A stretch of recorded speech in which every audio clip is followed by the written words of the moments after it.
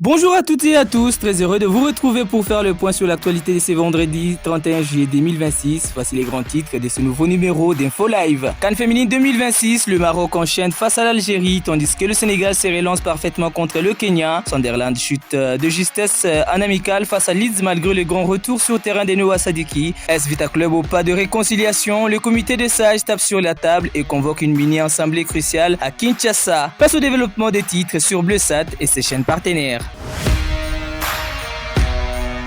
À Kinshasa, l'air est à la quête de la réconciliation et des consensus au sein de l'association sportive Vita Club face au climat des tensions qui entourent la période électorale. Le comité des sages a publié un communiqué officiel convoquant une mini-assemblée ce lundi 3 août 2026 à 14h au siège du comité situé à Mbiza Delvaux, signé par le président Gabriel Nyombi Ekwema et les rapporteurs José Motinga. Cette réunion stratégique rassemble les dirigeants sortants, les anciens athlètes ainsi que les représentants de supporters. L'objectif crucial est de restaurer un climat serein pour aborder les futures échéances sous les signes de l'unité historique du club matérialisé par le mot d'ordre Tous-Unis Tokolonga.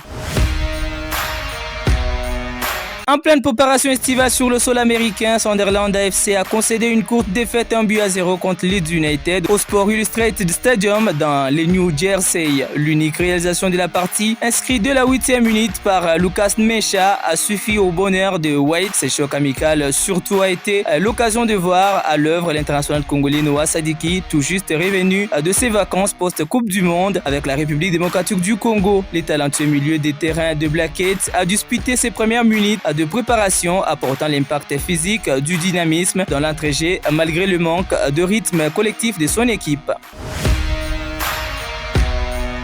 Devant leur public en liesse, les Marocains ont dicté leur loi face à une équipe algérienne ultra défensive et solidaire. Après les multiples tentatives infructueuses, la délivrance est enfin venue à la 84e minute de jeu grâce à une superbe réalisation de l'attaquante Sanam Soudi, parfaitement lancée par sa coéquipière Anan Ait El Hadj. Ce second succès d'affilée permet aux joueuses de Georges Vilda de consolider leur fauteuil de leader du groupe A avec 6 points et de faire un pas de géant vers la phase éliminatoire directe avant le choc finale face aux Lions de la Teranga.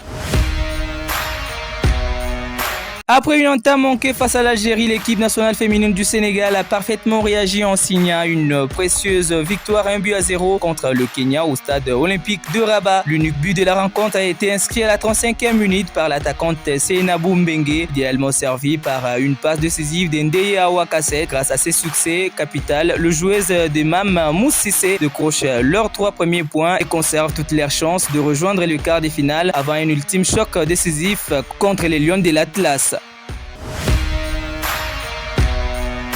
C'est la sensation de l'été à l'Espagne. Alors qu'il semblait promis à un avenir en Première Ligue, le jeune avant-centre espagnol de 21 ans Carlos Espi s'est officiellement engagé avec le Real Madrid pour les 5 prochaines saisons, soit jusqu'en juin 2031. La Maison Blanche a pris tout le monde de court en levant sa clause libératoire de 25 millions d'euros du joueur auteur de 11 buts en Liga sous les couleurs de Levante et sacré meilleur joueur I-23 du championnat de la saison dernière. Avec son profil de pivot athlète 1m94, international espoir débarque dans la capitale espagnole pour pallier le départ de Gonzalo Garcia vers Fulham et endosser le rôle de doublure d'avenir en attaque.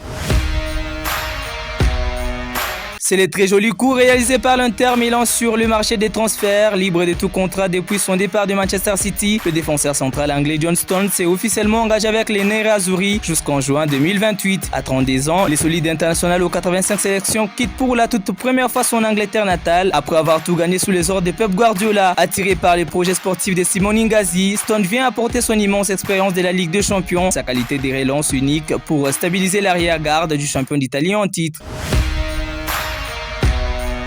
On va terminer par cette page noire. Une immense page de l'histoire du football se tourne aujourd'hui avec la disparition de l'Italien Franco Baresi, décédé ce vendredi 31 juillet 2026 à l'âge de 66 ans. Fidèle à un seul club durant ses 20 ans de carrière professionnelle, la légende libéraux et numéro 6 de l'AC Milan a marqué l'histoire du sport par son intelligence tactique et son élégance rare sur les terrains. Champion du monde en 1982 avec l'Italie, il a également guidé le Grand Milan des années 1980 à 1990 vers les sommets nationaux et internationaux, s'offrant un palmarès palmarès vertigineux, composé notamment de 6 titres de Série A et des 3 titres de Ligue des Champions. L'Europe entière ainsi que le peuple rosonero plaire aujourd'hui l'un des plus grands défenseurs de tous les temps. C'est la fin de cette édition sportive. Merci de nous avoir suivis. Rendez-vous très bientôt pour une nouvelle édition avec toute l'actualité sportive vérifiée. Excellente suite du programme, Info Live, l'information sportive en temps réel.